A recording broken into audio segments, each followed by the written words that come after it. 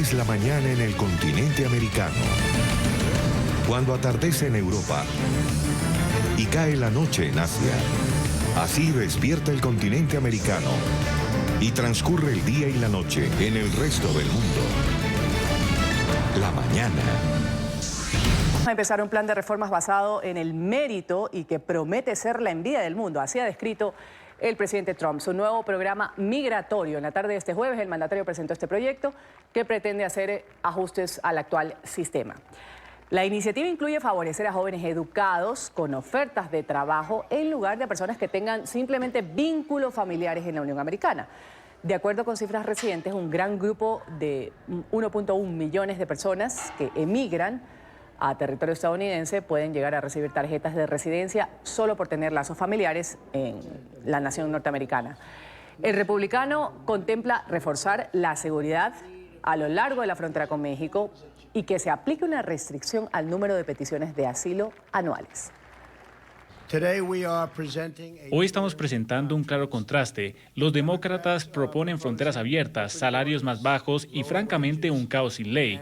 Estamos proponiendo un plan de inmigración que ponga en primer lugar los salarios laborales y la seguridad de los trabajadores estadounidenses.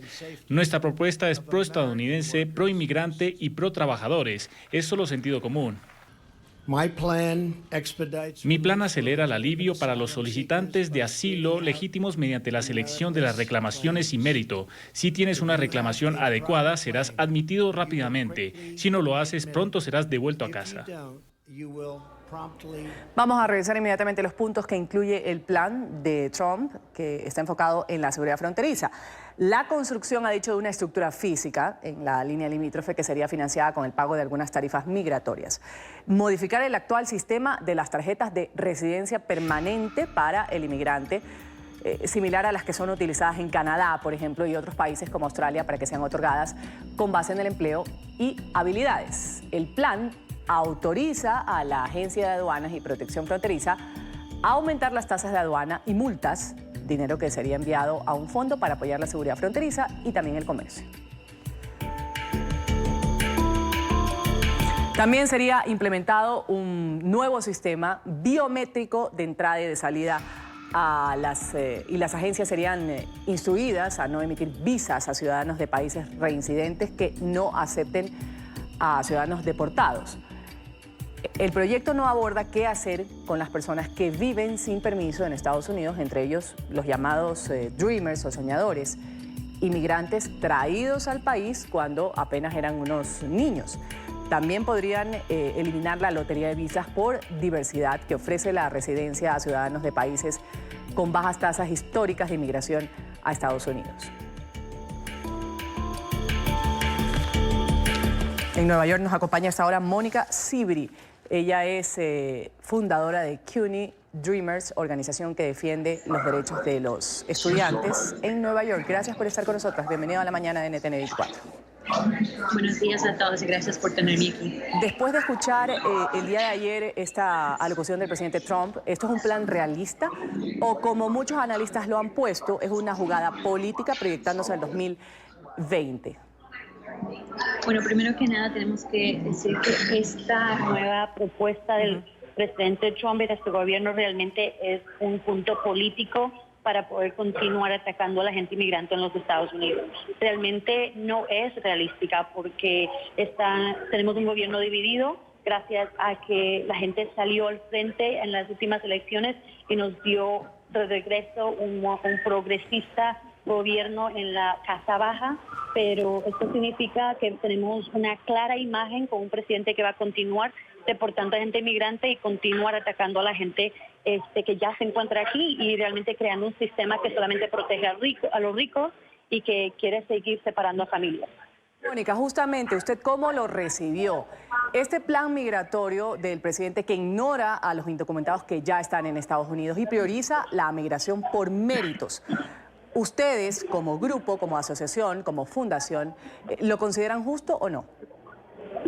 El presidente está poniendo un sistema de mérito que realmente nosotros ya lo hemos cumplido porque ya tenemos nuestra educación. Muchos de nosotros somos ya abogados, doctores, tenemos nuestras lo que él está pidiendo completado, pero él no está prestando atención a eso, por lo cuanto nosotros como una organización y como gente directamente afectada de esto vamos a continuar luchando contra una retórica que él está creando que realmente dice, no me importa cuánta educación tengas, cuántos méritos tengas, lo que a mí me importa es que nosotros tenemos que crear un sistema que solamente represente a la gente rica y represente a una gente que realmente no se parece como nosotros.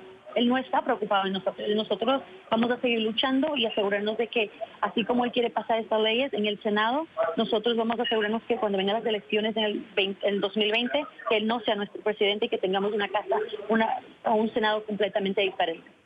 Dentro de esta lucha que usted indica aquí, esta lucha incesante, ¿cuáles son las principales necesidades, los principales obstáculos que tiene un estudiante indocumentado que está en los Estados Unidos? Por supuesto. La gente indocumentada ahora mismo, especialmente los soñadores, el problema más grande que tenemos es que este presidente está motivando a los representantes de los estados a que creen más legislaciones que no nos representen, que nos prohíban atender a las escuelas, que no nos den ayuda financiera por las cuales nosotros ya contribuimos. Entonces, como seguimos peleando y seguimos luchando, ahora tenemos también que luchar contra esos estados que están siendo empoderados por un presidente racista que no nos quiere dejar estudiar. Nosotros tenemos que trabajar mucho para pagar por las escuelas. A veces recibimos ayuda de salud porque no podemos atender, no tenemos seguro de salud. Pero nosotros, como lo dije antes, vamos a seguir luchando porque nosotros sabemos que la gente aliada que está parte de esta lucha nos salió al frente en las últimas elecciones, nos cambió la Casa Baja y ellos nos representan y realmente esa Casa Baja es la que nos está protegiendo de que esta propuesta que anunció recientemente no va a ser posible. Pero es un susto y es una manera que él está utilizando para empoderar a los racistas en los diferentes estados. Mónica Sibri, gracias por estar con nosotros. Ella pertenece a una organización que defiende los derechos de estudiantes en Nueva York. Gracias y un buen viernes para usted. Igual para todos, gracias.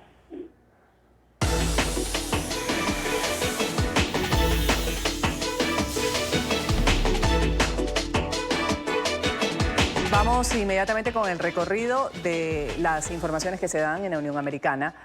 Estamos en Washington, en Nueva York y en Miami con nuestros corresponsales y vamos a comenzar con la policía en desalojo al grupo de 4 activistas maduristas que estaban justamente tomando la Embajada de Venezuela en la capital de Estados Unidos. ¿Cuál es la situación? Emiliana Molina nos tiene el reporte desde Washington. Emiliana, un buen día. Buenos días. Las autoridades entraron en la mañana para arrestar a los 4 activistas que permanecían dentro de las instalaciones, invitados por el gobierno en disputa de Nicolás Maduro: Kevin Sisi, Adrian Pine, David Paul y Margaret Flowers. Durante 37 días, estos activistas, junto a otros activistas de Code Pink, Cancer Coalition y Popular Resistance, lograron tomar el control de la Embajada de Venezuela en Washington, D.C., una acción que la oposición tildó de ilegal, puesto que Estados Unidos reconoce a Juan Guaidó como el presidente interino de Venezuela.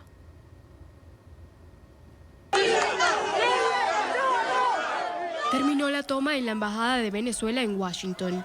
Tras casi 40 días, este jueves las autoridades estadounidenses pusieron fin a la acción ilegal que ocurría en la sede diplomática por parte de activistas de la organización Code Pink.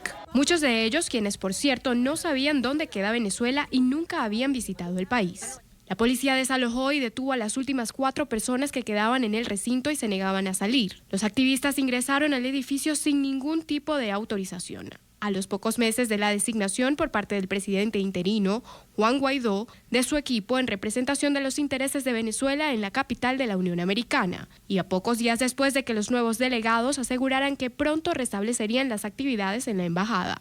Reclamaban que en la nación sudamericana existía un golpe de Estado en desarrollo y que ellos iban a defender los intereses del pueblo de ese país, expresando su apoyo al régimen de Nicolás Maduro.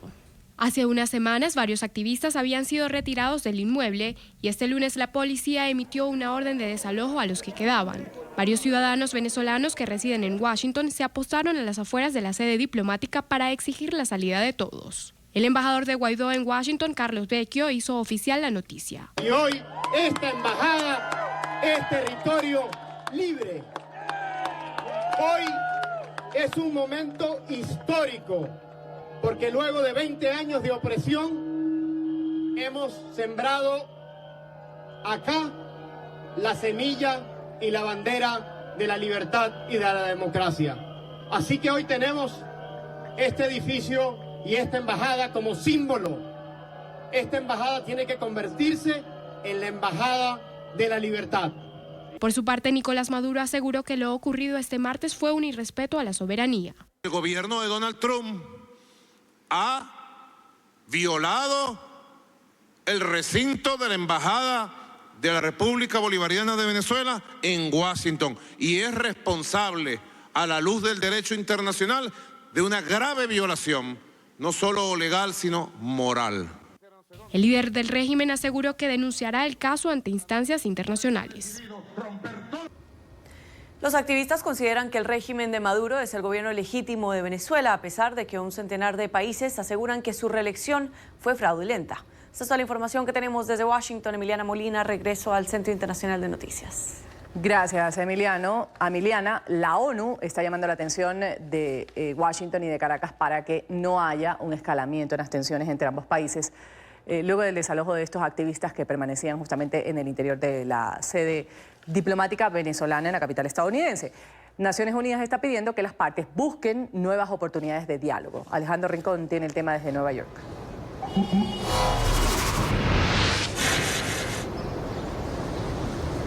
Feliz viernes para todos. El desalojo de los activistas de la organización Code Pink marca un nuevo hito en el proceso de distanciamiento y de escalamiento de la tensión entre la administración Trump y el régimen de Nicolás Maduro. Es justo por estas dos circunstancias que el principal cuerpo diplomático a nivel internacional, la Organización de Naciones Unidas, reacciona a la luz de la que es su principal misión a nivel mundial: mantener la paz y seguridad internacionales. El portavoz de la Secretaría General de Naciones Unidas, en su último encuentro con los periodistas residentes en la sede general del organismo internacional, entregó el siguiente comentario sobre la expectativa de la ONU frente a este incidente en la capital de los Estados Unidos. Las Naciones Unidas consideran lo que ha sucedido con los Estados Unidos sobre el uso de la fuerza de la ley de entrar bajo la premisa a salvar la embajada de Venezuela en los Estados Unidos. No tengo una posición que comentar en este momento. He escuchado algo, pero no voy a comentar nada.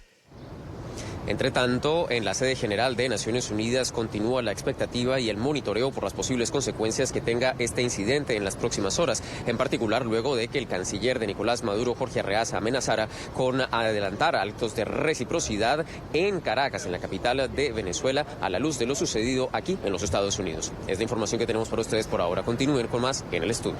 Gracias, Alejandro, por ese reporte. NTN 24 ha obtenido la primera respuesta de María Fernanda Espinosa luego de que la Asamblea Nacional de Ecuador procediera a dar inicio a un juicio político en su contra por presuntas irregularidades en sus funciones como canciller de este país, Era Correa. La presidenta de la Asamblea General de Naciones Unidas ha dicho que todas sus acciones como jefa de la diplomacia ecuatoriana estuvieron ajustadas a la ley. ¿Está fallando Naciones Unidas en resolver esta crisis venezolana para lograr acuerdos? ¿Usted en particular respalda una estrategia que sea, digamos, negociada y concertada la crisis en Venezuela bajo este concepto? Absolutamente. Yo creo que el secretario general, como nuestro primer ministro, nuestro brazo ejecutivo, ha sido muy claro en decir que la única solución para Venezuela es una solución dialogada, es un proceso serio de negociación entre todas las partes.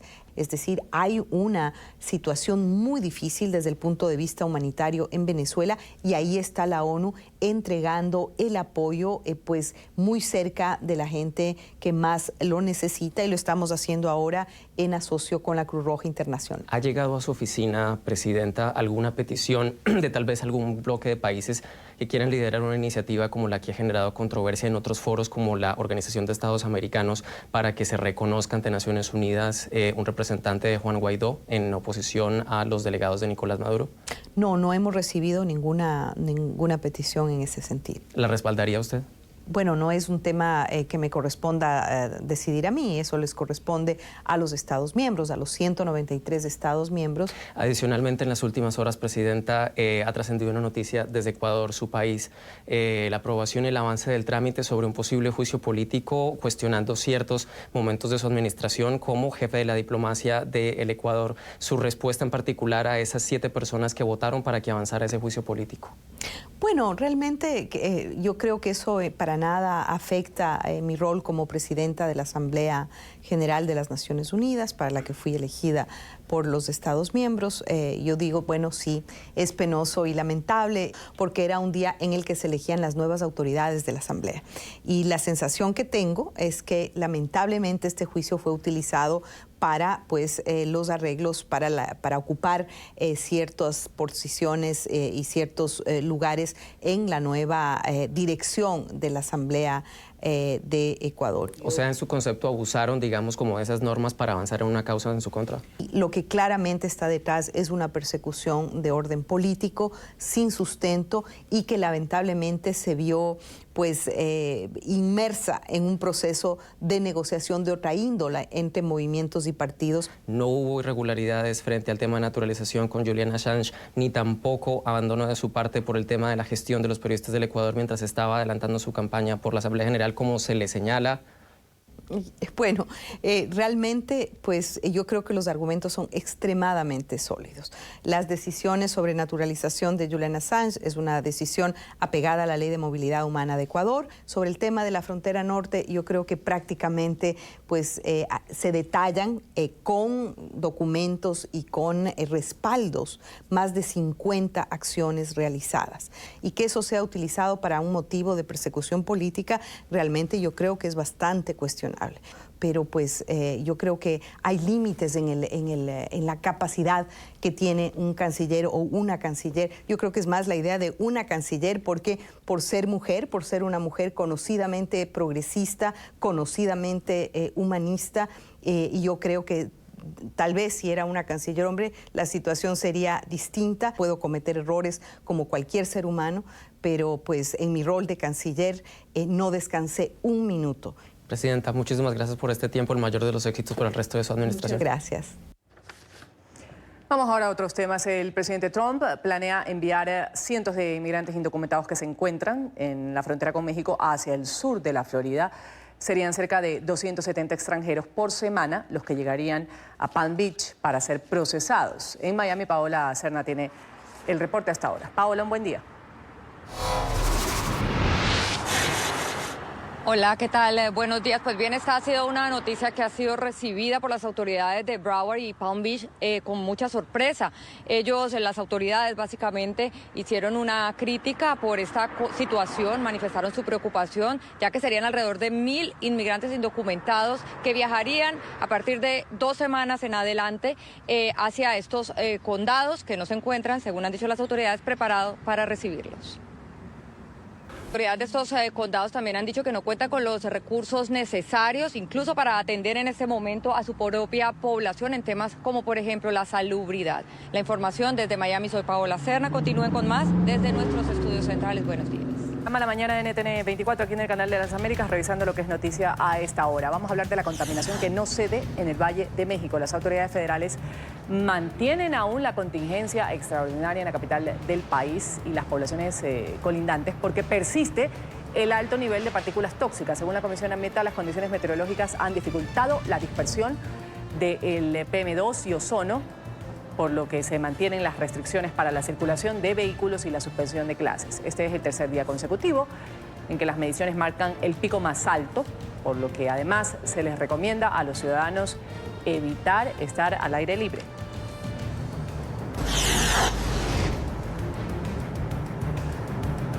Un recluso murió durante un motín en la mayor cárcel de Nicaragua. La revuelta fue iniciada por un grupo de reos considerados presos políticos por la oposición. La persona fallecida fue identificada como Eddie Antonio Montes Praslin, un ciudadano nicaragüense con nacionalidad estadounidense, 57 años de edad, quien había sido reportado como desaparecido en octubre pasado. Este hombre habría recibido un disparo mientras forcejeaba con uno de los guardias de la prisión. Tras conocerse la noticia, el gobierno de Estados Unidos ha pedido al régimen de Ortega que investigue la muerte de este hombre.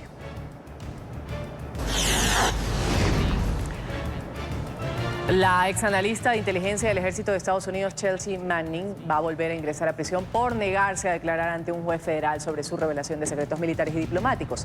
Al portal Wikileaks, Manning salió de la cárcel hace una semana tras pasar 2 meses tras las rejas por no querer colaborar con la investigación judicial. 6 días después de su liberación, un juez federal ha requerido de nuevo su declaración y tras la negativa ha ordenado que sea encarcelada por desacato otra vez en el mismo centro.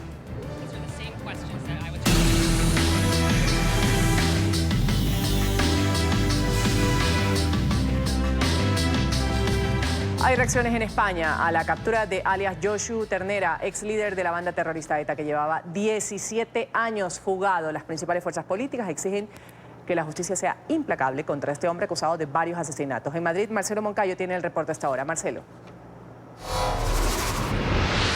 Hola, ¿qué tal? Saludos cordiales para todos ustedes en la mañana, amigos televidentes. En España continúan las reacciones luego de conocerse la detención en Francia de una de las figuras más relevantes de la ex banda terrorista ETA. Se trata de alias Josu Ternera, quien ya se encuentra a disposición de la justicia francesa, que busca que Ternera cumpla con una pena de 8 años en ese país por pertenecer a una organización terrorista.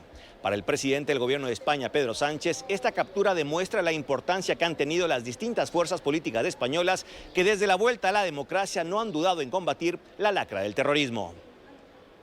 Hay que reivindicar que durante estos 40 años de democracia, la democracia española, gracias a la unión de todos los políticos, de todas las fuerzas políticas, derrotamos a ETA. Nuestro compromiso en la lucha contra el terrorismo y por la convivencia es el compromiso eterno que tiene el Partido Socialista y el conjunto de la ciudadanía española con la memoria de las víctimas y de los familiares de las víctimas del terrorismo.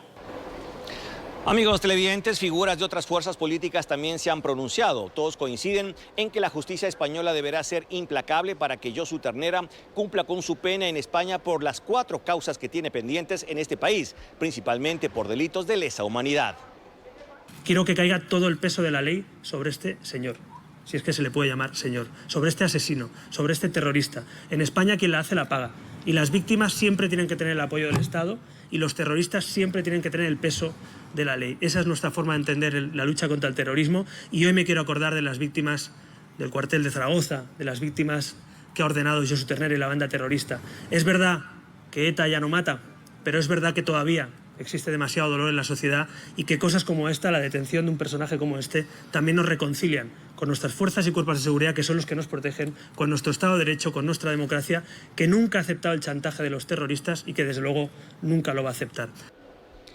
Amigos televidentes, el arresto de Josu Ternera pone fin a una huida que duró 17 años y deja ahora el papel de fugitivo más conocido de la banda a otro de sus mayores asesinos, Iñaki de Juana Chaos, refugiado en Venezuela con la venia del gobierno de Nicolás Maduro. Este es el informe para la mañana. Sigan ustedes con más de aquí en NTN 24. Hasta pronto. Hasta pronto, Marcelo. Gracias por tu reporte. La esposa del excomisario Iván Simonovic, quien recibió un indulto por parte del gobierno interino Juan Guaidó, denuncia que funcionarios de SEBIN tienen rodeada su casa en Caracas. Simonovic fue condenado a 30 años de prisión por su presunta participación en el golpe de Estado en el año 2002. Ya está Oliver Fernández en el sitio de la noticia con el reporte. Oliver, un buen día para ti. Un gusto saludarte desde la capital venezolana, Ruth, así es. Y Bonnie Simonovic, esposa de Iván Simonovic, realizó una nueva denuncia desde Alemania a través de su cuenta en Twitter. Dijo que aún permanece el Servicio Bolivariano de Inteligencia Nacional SEBIN dentro de su vivienda y que lo que se acostumbra en estos allanamientos es precisamente a saquearla. También dijo, información importante, Ruth, que se había comunicado con Iván Simonovic y que se encuentra bien lejos de su casa. Vamos a ver qué fue lo que dijo. El SEBIN aún sigue en nuestro hogar, impidiéndole el acceso a nuestro abogado Joel García. Les aclaro que Simonovic está bien lejos de nuestra casa. Asumo que el gobierno debe estar saqueándola, como hacen en cada allanamiento. Ustedes serán responsables de los daños. Ruth, se ha reeditado el tráfico en la ciudad capital y esto obedece a la falta de gasolina que se ha registrado en los últimos días. Se han visto largas filas en las estaciones de servicio para poder surtir del combustible. Las personas pues se han pronunciado, han dicho que esto es incapacidad por parte del régimen de Nicolás Maduro. Es la información que nosotros podemos aportar a esta hora desde la capital venezolana. Volvemos contigo a la mañana de NTN 24.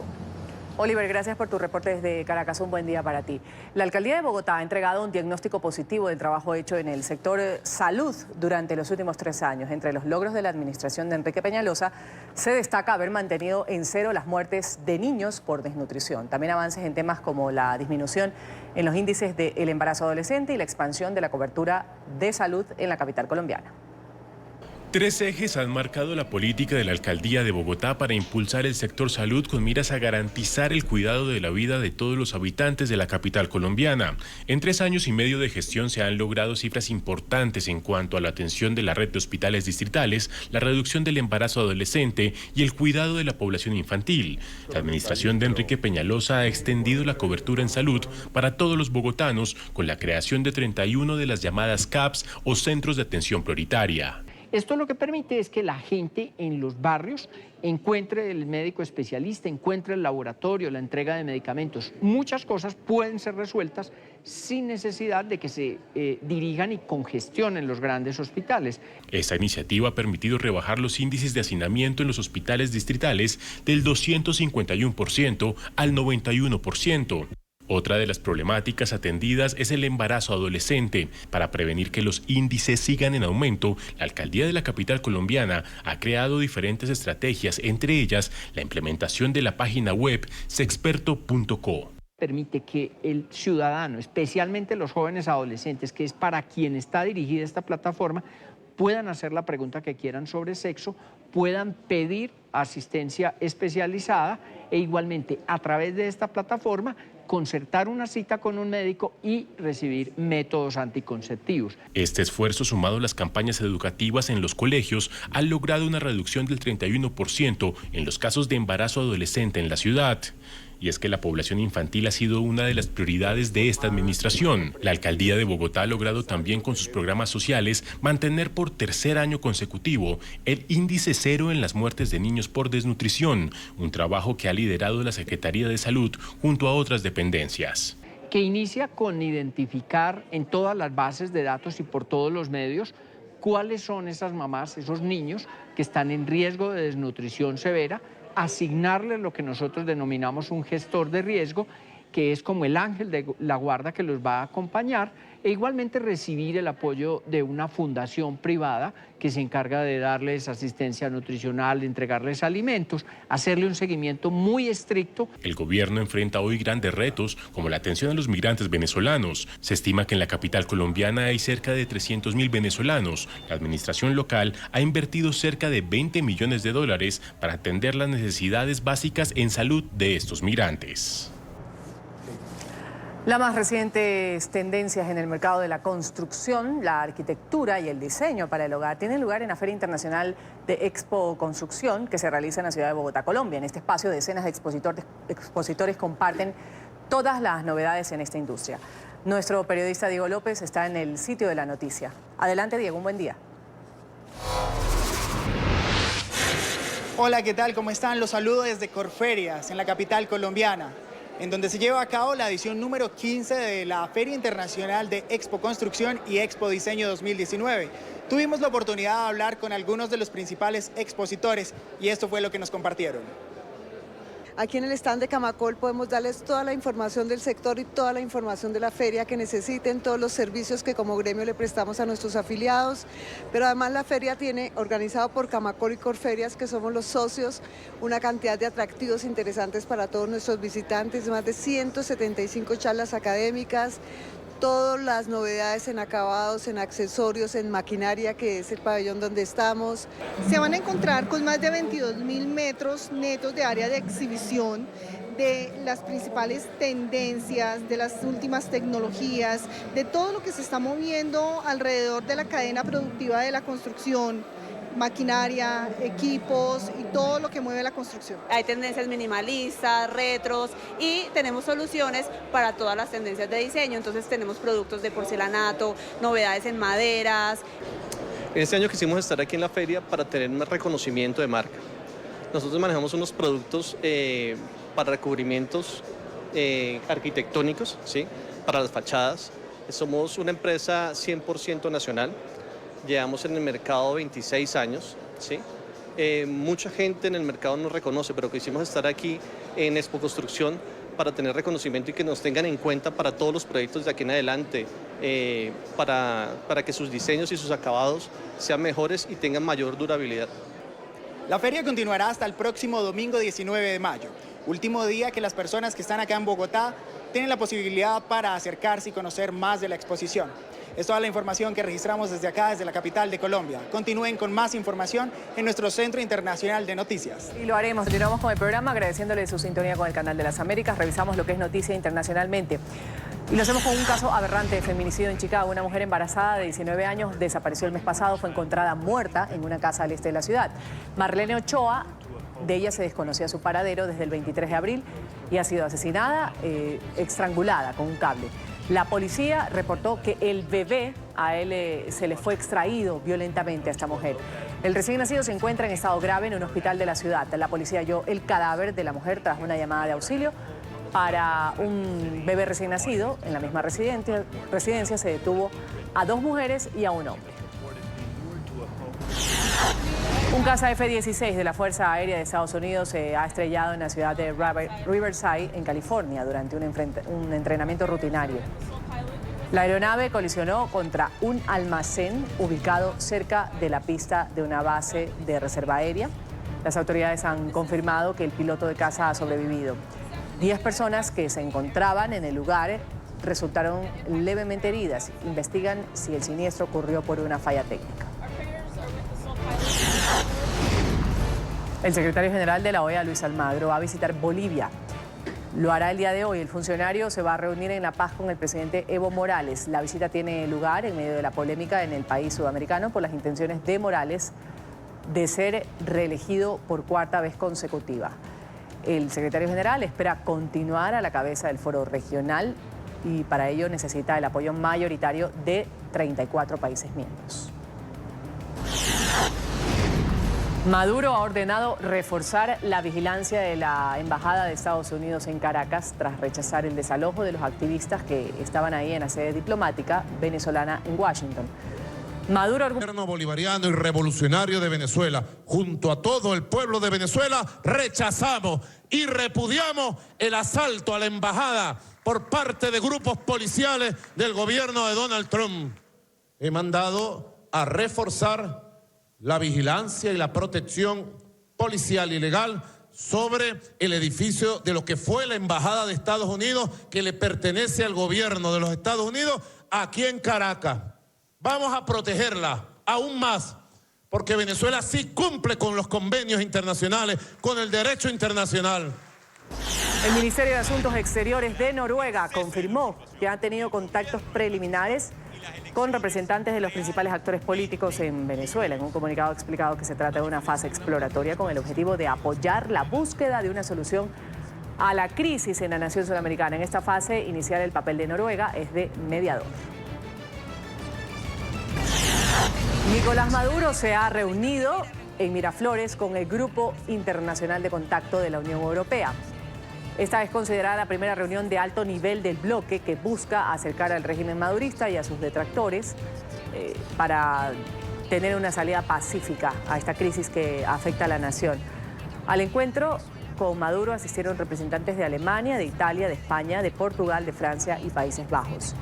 En esta reunión se habría abordado temas como las consecuencias de las sanciones económicas impuestas por Estados Unidos y lo que el madurismo califica como injerencia por parte de la Unión Americana. Los representantes del grupo también han sostenido encuentros con integrantes del Partido Socialista Unido de Venezuela y representantes diplomáticos en la Casa Amarilla en Caracas. En el Reino Unido se han dado por terminadas las conversaciones entre la oposición y el gobierno sobre el Brexit. El líder opositor Jeremy Corbyn ha señalado que no tiene sentido continuar estas negociaciones ante la inestabilidad de la formación en el poder, lo que según él dificulta llegar a un pacto. En una carta que ha sido enviada a la primera ministra británica, Corbyn ha reconocido su incapacidad para acercar posturas en muchas cuestiones en las que se oponen. Ambas partes llevaban 6 semanas intentando un acuerdo factible para que sea aprobado por el Parlamento, que rechazó en 3 ocasiones el texto firmado con la Unión Europea. Para el próximo 3 de junio está prevista una cuarta votación en un intento del gobierno por salvar el pacto con Bruselas. Al menos 15 muertos deja un temporal en Mali. Las fuertes lluvias, las inundaciones han causado esta emergencia en la ciudad de Bamako.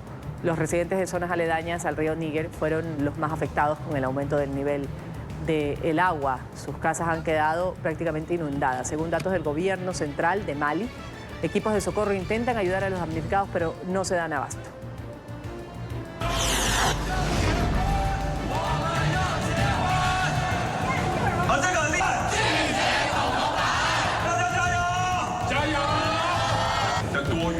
El 17 de mayo, el día de hoy, se celebra el Día Internacional contra la Homofobia. Y ahí vemos a parte de la comunidad LGBTI en Taiwán, que tiene motivos para celebrar. El Parlamento ha aprobado la legalización del matrimonio entre personas del mismo sexo, con lo que el país se convierte en el primero en el continente asiático en reconocer este tipo de uniones.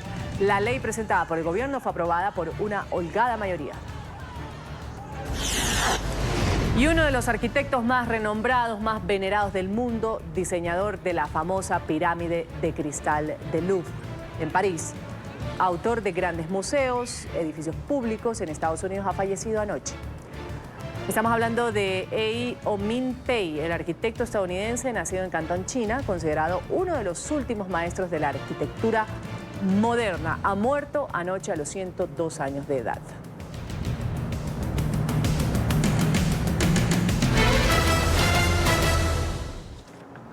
Hay expectativa en Colombia por la inminente salida de la cárcel de alias Jesús Santrich. El ex jefe de guerrilla de las FARC podría quedar en libertad en cualquier momento, tras la polémica decisión de la Jurisdicción Especial para la Paz de negar su extradición a Estados Unidos y ordenar su liberación. El presidente Iván Duque espera una resolución positiva a esta apelación de la Procuraduría ante esta decisión. Entre tanto, la ministra de Justicia de Colombia, Gloria María Borrero, renunció a su cargo. La funcionaria dijo que su dimisión se daba en medio de esta crisis judicial por lo acordado por la JEP. Y el acuerdo es claro. Quien cometa un delito después de la firma del acuerdo final será sometido a la jurisdicción ordinaria por los nuevos delitos cometidos. La orden de captura con fines de extradición que llevó a Jesús Santrich a la cárcel fue cumplida por la Fiscalía General de Colombia el 9 de abril de 2018 en Bogotá. ¿Somos funcionarios de la Fiscalía? Una acusación formal emitida por la Corte Federal del Distrito Sur de Nueva York dio origen a la circular roja de Interpol contra el exjefe de las FARC. La justicia de Estados Unidos lo reclama por la presunta conspiración para exportar cocaína a la Unión Americana. Esos hechos están relacionados con un acuerdo para exportar 10 toneladas de cocaína, que equivalen a 10.000 kilogramos, hacia los Estados Unidos de América, cuyo precio habría sido convenido en la suma de $15 millones americanos. Jesús Santrich habría entregado a los supuestos compradores de las 10 toneladas de cocaína un adelanto de 5 kilos, transacción que se habría hecho en un hotel de Bogotá. El fiscal general de la Nación me ha informado que como resultado de rigurosas investigaciones tiene pruebas contundentes y concluyentes que demostrarían la responsabilidad del señor Seusis Hernández, conocido como Jesús Santrich, en delitos de narcotráfico cometidos después de la firma del acuerdo.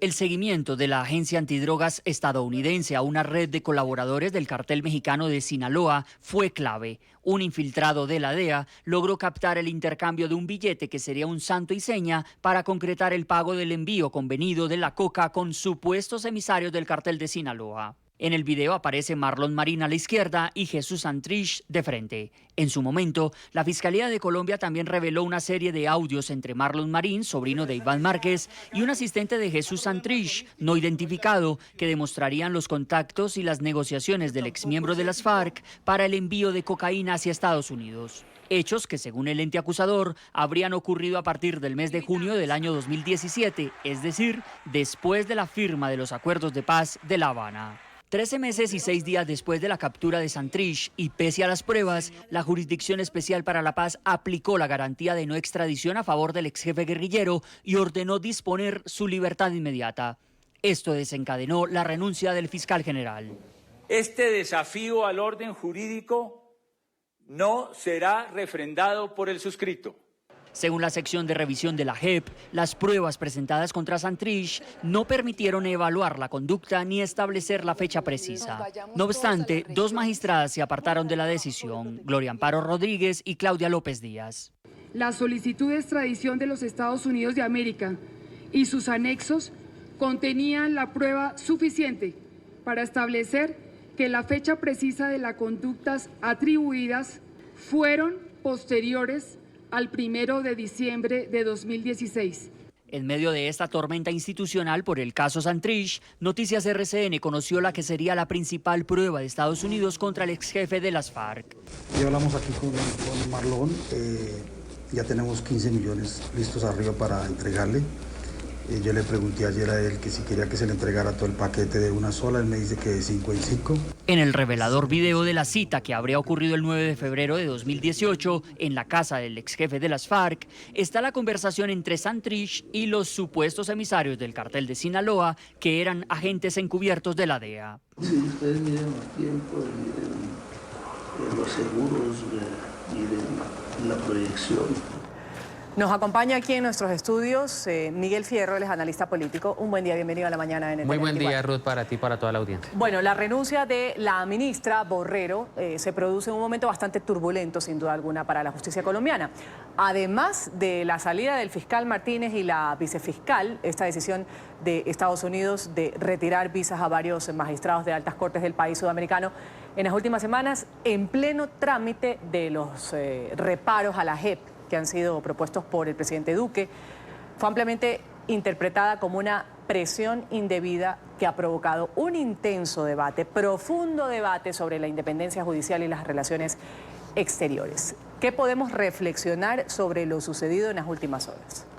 Lo primero, la JEP nació espuria. Primero que todo, fue derrotado el acuerdo de paz en el plebiscito del 2 de octubre de 2016. Lo segundo, el presidente Iván Duque tiene un mandato recibido en las urnas para llevar a cabo los ajustes que presentó en las objeciones a la JEP ante el Congreso de la República. Lo tercero, este tipo de situaciones las veníamos advirtiendo desde 2014, 2015 y 2016, que no se puede negociar la política antidrogas con los narcotraficantes. Esto es como negociar la política bancaria con los asaltantes de bancos o la política de infancia y adolescencia con los violadores de niños, niñas y adolescentes. Realmente esto es una expectoración muy grande a las víctimas porque configura las no garantías de no repetición. Ahora, el caso Santrich ha puesto también en evidencia estas tensiones que quizás produce el deber del gobierno colombiano de cooperar con Estados Unidos, con Washington particularmente, en la lucha contra el narcotráfico. Tenemos precedentes muy grandes en la cooperación entre Colombia y los Estados Unidos. Colombia el principal aliado estratégico, por lo cual desde 1996, cuando se llevó a cabo el proceso 8000, cuando se le canceló la visa al entonces el presidente Ernesto Samper, Colombia no había vivido un escenario de confrontación con los Estados Unidos. Con nuestro mayor cooperante, con quien tenemos un tratado de libre comercio, con quien tenemos una serie de cooperación tanto militar, cultural y económica, ¿cómo vamos a responderle? ¿Cómo estamos quedando de mal frente a ello? No es una decisión del Ejecutivo, es una decisión de un poder, de una justicia que para algunos consideramos paralela al orden jurídico y constitucional que se llevó a cabo, pero quien tiene que dar la cara sí o sí es el presidente de la República, quien ya ha tenido como 2 llamados de atención por parte del presidente de los Estados Unidos, Donald Trump, quien este hecho le puede rebosar la paciencia y tiene argumentos para rebosar la paciencia. Claro, como le decía al comienzo, señor Fierro, ya lo que ha sucedido en las últimas horas ya ha llamado profunda y enormemente la atención, el hecho de la decisión de no extraditar a Jesús Santrich, alias Jesús Santrich, a Estados Unidos, todas las renuncias del fiscal, la vicefiscal, la ministra de Justicia, el pronunciamiento del presidente Duque, y ahora en los próximos minutos, horas, está previsto que Jesús Santrich vuelva a la libertad. Eso va a ser sin duda algo también impactante. ¿Qué viene luego cuando ya está en libertad? Fue tan escandaloso y tan vergonzoso para cuando al comienzo de los años 80 Pablo Escobar estrenó una curul en el Congreso de la República. Esto es aún mucho más aberrante porque este señor Santrich es un confeso narcoterrorista y por estas declaraciones muchas personas podemos ser requeridas por la justicia, pero ver que después de la inminente libertad, que parece que se va a dar, va a ir a ocupar un va a ir a puesto. ocupar una curul, esto es decir, se va a financiar con recursos públicos y además, lo que es peor aún, por la actuación de la Fiscalía General de la Nación el año pasado, el señor Santrich podría pedir una indemnización. Es decir, el contribuyente, la sociedad, las víctimas, le vamos a tener que reparar unos derechos que claramente no le asisten. Esto nos deja una importante reflexión. En Colombia es más grave el hurto de una gallina que el delito del narcoterrorismo. Ahora, lo que ha dicho Iván Duque, espera que se dé una resolución positiva a esta apelación de la Procuraduría ante esta decisión de la JEP. Sí, la Procuraduría es un interviniente especial, representa los intereses de la sociedad, del colectivo, de los ciudadanos y por supuesto presentó de manera inmediata una apelación a esta decisión, pero sinceramente no esperamos mucho a los que hemos representado víctimas, toda vez que la JEP tiene una tendencia política comprometida en cuanto a sus magistrados, con algunas excepciones, como la magistrada Claudia López, que valientemente se apartó de la decisión, manifestando que la conducta punible del señor Santrich, lo cual fue revelado por los Estados Unidos con pruebas irrefutables, fue posterior al 1 de diciembre de 2016, es decir, después de la firma del acuerdo. En consecuencia, en La Habana lo que se hizo fue una venta de la franquicia de las FARC para delinquir paralelamente por parte de algunos como el señor Santrich. ¿Cómo se sienten o cómo reciben este tipo de situaciones, señor Fierro, quienes han sido víctimas directas de la situación de la guerrilla del narcotráfico en Colombia? Estos son una de los clásicos ejemplos del mundo al revés, donde las víctimas le salen a ver a los victimarios. Realmente esto imposibilita un ambiente de paz y reconciliación para una paz estable y duradera que dejó el señor Santos, que lo veníamos advirtiendo y que hoy día funge como Premio Nobel de la Paz. Pero ¿cuál paz si se legalizó el narcotráfico en Colombia? No hay más reflexiones al respecto. Vamos a agradecer a Miguel Fierro, ha estado con nosotros, analista político. Gracias por sus reflexiones aquí sobre esta noticia de esta situación que se da en Colombia. Un buen día. Buen día. Gracias por su sintonía con el programa La Mañana de NTN 24. Enseguida quédese con nuestra